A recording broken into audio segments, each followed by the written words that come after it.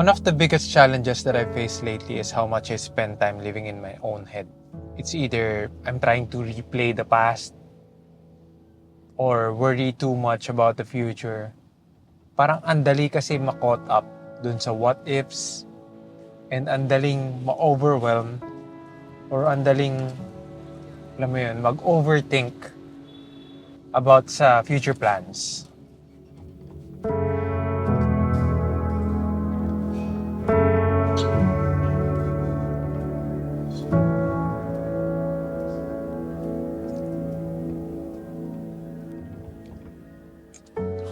And in doing so, parang andaling mawala, andaling ma-lost sa present moment.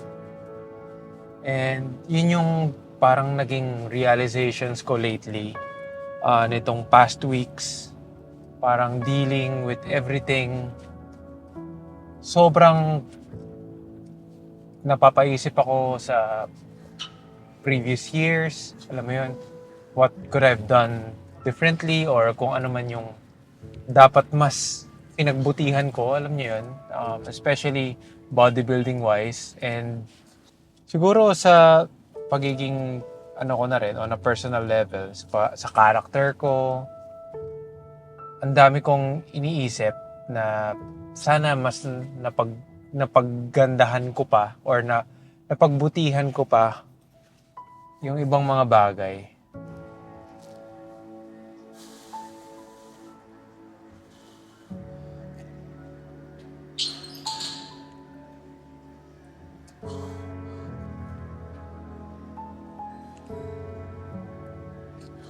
And future naman, parang since nga learning or parang thinking about the past, thinking about my mistakes, parang gusto kong overperform naman sa future na hindi ko na nakikita yung current state ko ngayon.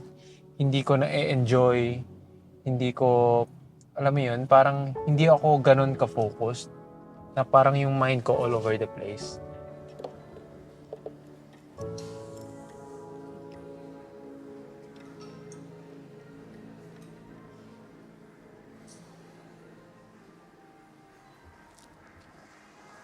Parang in this video, gusto ko lang mag-rant, gusto ko lang mag-share.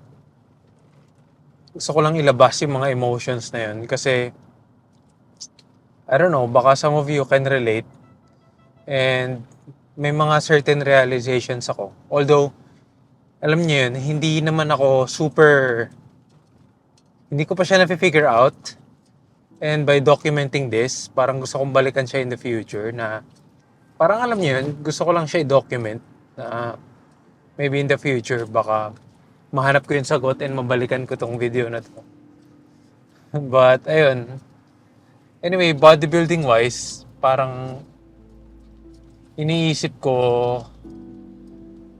yung training ko naging subpar. Siguro since late 2022 or early 2023 up until early this year. So, parang hindi ko siya napagbigyan ng super importance kasi akala ko I'm doing well. Akala ko enough na yun.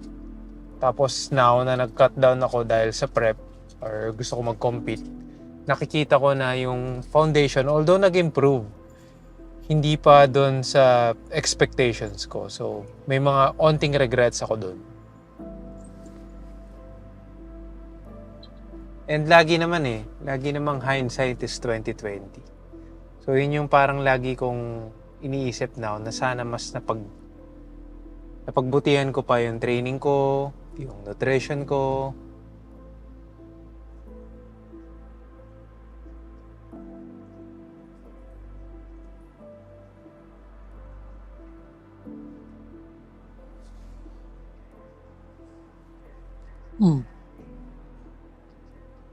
Kaya yun, parang it's kind of biting me in the ass na dapat basta.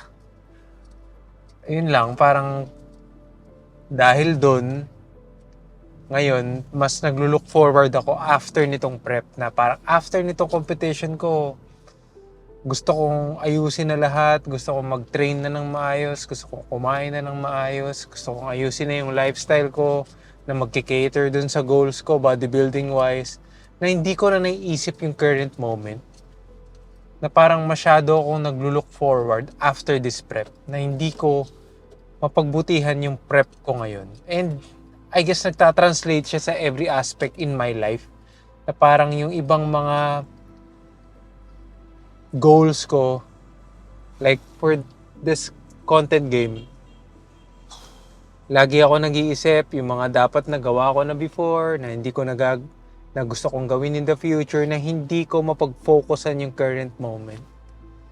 And honestly, alam mo yun, parang lahat ng nangyayari, napofrustrate ako, nadadown ako, it's parang I feel anxious, very uneasy.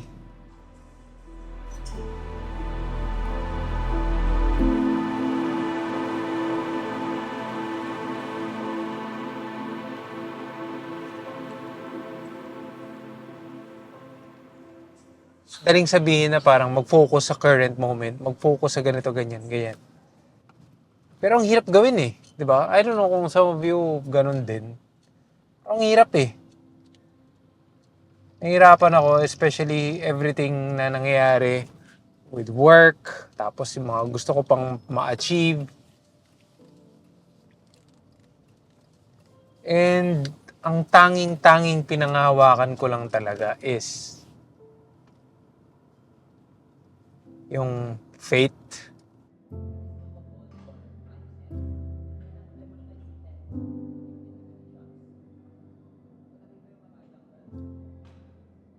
Na someday mangyayari rin. Alam mo yun, parang at this point faith na lang talaga eh. Parang blind na ako. Hindi ko na alam, 'di ba? Parang sinusurrender ko na lahat. Bahala na, gagawin ko na lang yung best ko. Yun na lang. Parang I know, outside looking in, parang kung ako yung nakikinig sa sarili ko ngayon, as ibang tao ako, parang, ano ba yan, Von? Parang bobo mo naman, di ba? Pwede ka naman maging mas strategic, pero ginawa ko na lahat. Feeling ko na-exert ko na yung best ko on some aspects. Like, siguro truth be told, ang pag-pursue ko talaga dito sa social media shit, ito yung nagkakos sa akin ng most frustrations out of all. Na balancing this, na gusto kong maglabas ng quality content, gusto kong maging, alam mo yun, parang gusto kong mag-grow dito. Pero hindi ko siya mabalanse with my goals sa business, with my goals outside business, other passion projects, itong bodybuilding. Parang ito yung gusto kong i-pursue, pero hindi ko siya ma-pursue full on, head on, kasi ang daming nangyayari. And parang feeling ko maraming mas importante. Pero ito mas importante para sa akin. Alam mo yun? Parang logically speaking, hindi practical i-pursue to, pero gusto ko to i-pursue. Parang ganun.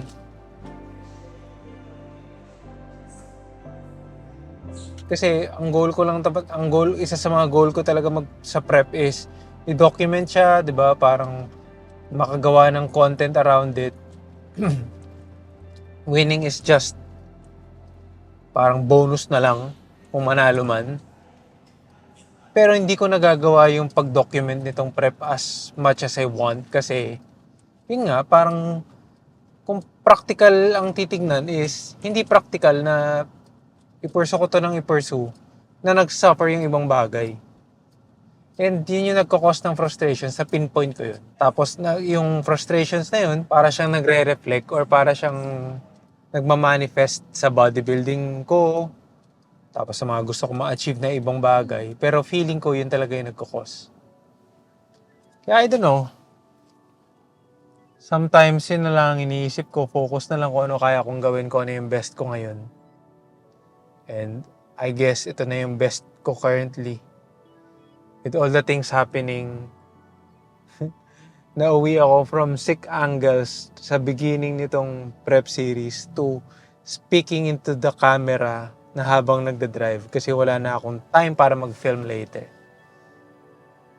Pero ayun, at this point, it's just fate. And wala. Trabaho, kung ano yung kayang gawin.